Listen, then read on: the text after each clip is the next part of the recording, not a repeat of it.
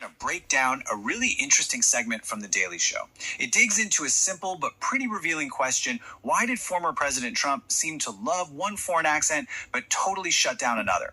It's a fascinating look at how, perception can be just as powerful as actual words, especially in the world of global politics.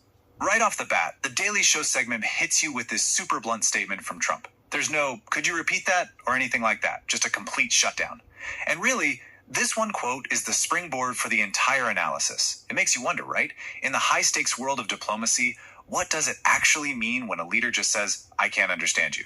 And this gets us to the heart of the question the source material is posing. Why is it that one accent is seen as charming, while another one just gets met with confusion? The whole analysis suggests it's about way more than just clarity. It's really about perception, maybe even performance. And the first piece of evidence is a really direct comparison.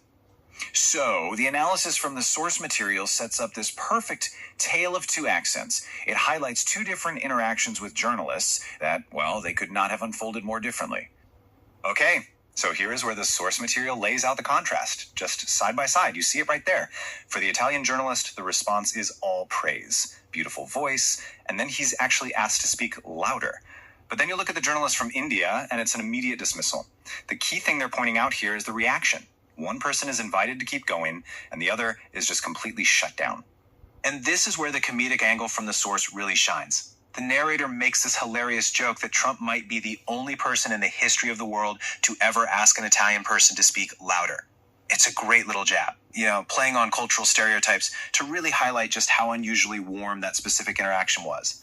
From there, the segment just escalates the comedy of the whole situation. It goes from simple confusion to proposing this totally wild solution for these communication gaps. What you need is an English-to-English translator. This quote from the narrator just captures the absurdity of it perfectly, doesn't it? In this age of AI and all this high-tech stuff, the segment points out the irony of needing a human being to translate, not from a different language, but just from one English accent to another. And the source material just takes this idea and runs with it. They imagine this whole comedic translator chain. So a journalist asks a question, and it gets passed down a line of people with progressively lighter accents. The whole joke climaxes with this purely visual punchline. A complex question gets reduced to a single word on a swimsuit model. It's pretty funny stuff. So then the source pivots away from journalists and into the world of high-stakes diplomacy. Now they're looking at interactions with French President Emmanuel Macron. And here, the theme kind of shifts from just understanding the words to the power of persuasion, even when the words themselves are getting lost.